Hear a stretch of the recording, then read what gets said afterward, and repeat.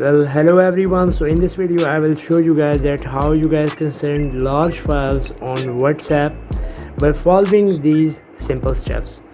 So it's very easy. You just have to go to WhatsApp and you have to select this pen like icon, where you just have to press this and go to documents. You have to go to documents, and from here you have to browse documents. As you can see, the limit to how much you can send is 2 GB in size. Okay, then you have to browse documents, and now you can select the videos that are up to 2 GB.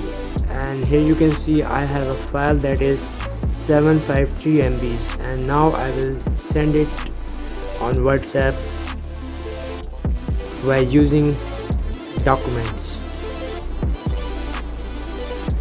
It will take a bit to load, but after that you can send it through WhatsApp. And now you guys can see I can easily send a file that is up to 2 GB on WhatsApp easily.